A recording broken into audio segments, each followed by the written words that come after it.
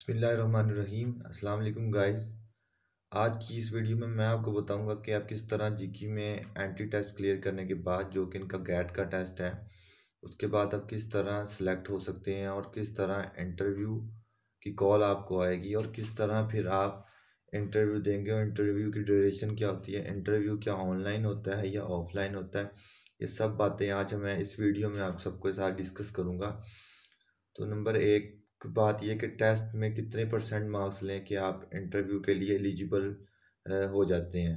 तो गैट का टेस्ट जो कि यहाँ पे आकर ही होता है। बहुत सारे स्टूडेंट्स के पिछली वीडियोस में देखने के बाद ये क्वेश्चन थे कि सर सिलेबस बता दें कि अगर कंप्यूटर साइंस में आना चाह रहे हैं तो उसका क्या सिलेबस होगा, अगर हम क्या नाम सॉफ्टवेयर में आना चाह रहे हैं या इलेक्ट्रिकल में या मैकेनिकल में। तो मैं किस चीज़ को क्लैरिफाई करना चाहता हूँ कि जो सिलेबस है वो आपका ओवरऑल 30 मार्क्स का मैथ का पार्ट होता है और 30 मार्क्स का इंग्लिश, और वो सेम होता है और वो ऑल स्टूडेंट्स के लिए वो सेम ही होता है। और उसके साथ एक आपने रिसर्च प्रपोजल लिखना होता है जो आपको उसी टाइम आपको 10 मिनट्स दिए जाते हैं, जिसमें आपने जो कि आपने ऑलरेडी जब अपनी स्टेटमेंट ऑफ पर्पस जो जिसको रिसर्च प्रपोजल भी कहते हैं वो आपने साथ लिख कर उसको साथ यहाँ पर सबमिट भी कराया होगा अपने ऑनलाइन फॉर्म के साथ।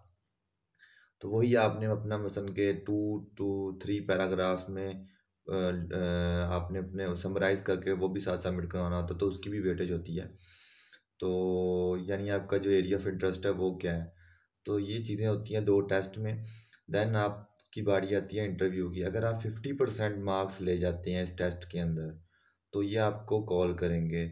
दूसरी बात ये कि मार्क्स कैसे पता लगेंगे, यहाँ पे मार्क्स नहीं पता लगते, यहाँ पे डायरेक्ट जिनको इंटरव्यू की कॉल आती है उनकी जो वेटेज होती है 50% से ज़्यादा ही हो रही होती है।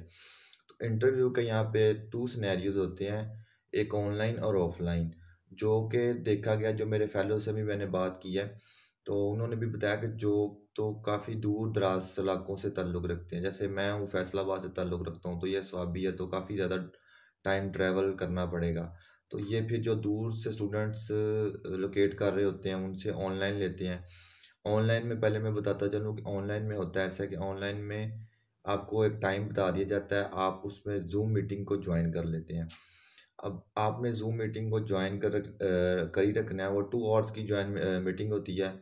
तो आपने उसमें बाय प्रोफेशनली बैठना है किसी मसलन के ऐसे जगह पे जहाँ पे और कोई भी ना हो, टेबल और चेयर अगर हो तो वो ज़्यादा बेस्ट है, और बैक आपकी प्लेन, और आपने अच्छी ड्रेसिंग करके बैठना होता है। जो कोई आपका फर्स्ट इंप्रेशन फैकल्टी पे जो कि आपका इंटरव्यू ले रही होती है उस पे जाता है।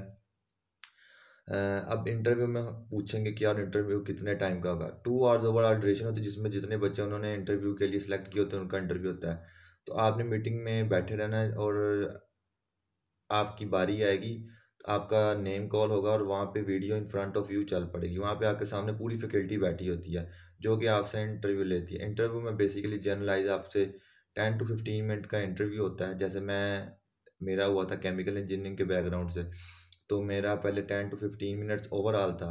सबसे पहले वो आपसे आपका बेसिक जनरल इंट्रोडक्शन पूछते हैं और फिर आपसे क्या नाम पूछते हैं कि आप कौन से सब्जेक्ट आपके मसन के ज़्यादा आप मतलब कि ज़्यादा ग्रिप है जिस पे आपको। तो आप अपनी फील्ड से रिलेटेड कोई से 2 से 3 सब्जेक्ट बताएंगे, उसी से रिलेटेड वो आपसे क्वेश्चन पूछते हैं। और क्वेश्चन कोई बहुत ज़्यादा डिफिकल्ट नहीं होती। अगर आप टेस्ट क्लियर कर जाते हैं तो बहुत ज़्यादा चांस होते हैं कि आपकी स्कॉलरशिप पे एडमिशन हो जाएगा, क्योंकि इंटरव्यू में वो जनरलाइज आपके जो आपने बताया होता है कि हमें फॉर एग्जांपल ये 2 से 3 सब्जेक्ट ज़्यादा अच्छे तरीके से आते हैं, तो उसी में से आपसे क्वेश्चन पूछते हैं। तो आपने उसी में से फिर आंसर बताने होते हैं। तो ओवरऑल 15 to 20 मिनट्स का इंटरव्यू होता है। अब इस टाइम जो लास्ट अभी हुआ है जिसमें मैं भी लाई करके आया हूँ, उसमें ऐसे था कि हमने तो ऑनलाइन दिया, हम यहाँ पे स्कॉलरशिप में आ गए, हम सेलेक्ट हो गए, उसके बाद हम ज्वाइन कर ली हमने एज अ ग्रेजुएट असिस्टेंट। दूसरा कुछ ऐसे ग्रेजुएट असिस्टेंट दूसरी फैकल्टीज़ में है जिनका ना सिर्फ उधर फैकल्टी ऑनलाइन इंटरव्यू हुआ बल्कि फैकल्टी में आके दोबारा एक टेस्ट हुआ। उसको पास आउट करने के बाद वो as a graduate assistant in MSc, MPhil और पीएचडी में हुए। इसके अलावा कुछ क्वेश्चन ऐसे हैं जो बच्चों के हैं। इसमें ऐसे होता है कि यहाँ पे मोस्टली इंजीनियरिंग फील्ड्स हैं और जनरल साइंसेज में सिर्फ फिजिक्स और मैथ है। तो यहाँ पे केमिस्ट्री वाले, बायोलॉजी वाले एमएससी, एमफिल में और दीगर जो बेसिक साइंसेस की फील्ड है उसमें यहाँ पे अप्लाई नहीं कर सकते। अगर वो करेंगे तो उनकी एप्लीकेशन फॉरवर्ड नहीं होगी और आपके दिए गए जो 1000 रुपीज़ हैं टेस्ट के लिए वो भी ज़ाया हो जाएंगे। तो बजाय इसके कि आप यहाँ पे पैसे ज़ाया करने के अप्लाई ना करें। ये सिर्फ इंजीनियरिंग और जनरल साइंस में फिज़िक्स और मैथ के लिए एमएससी और पीएचडी को अवेलेबल करते हैं स्टूडेंट्स के लिए। तो इसके अलावा इंटरव्यू में अगर किसी वीडियो के एंड पे आपको कोई क्यूरी नज़र आए, कोई क्वेश्चन हो, तो आप कमेंट कीजिएगा। मैं इंशाल्लाह ताला आपको एज सून एज़ पॉसिबल उसका जवाब दूंगा। तब तक अपना ख्याल रखिएगा। अल्लाह हाफिज़। अस्सलाम वालेकुम।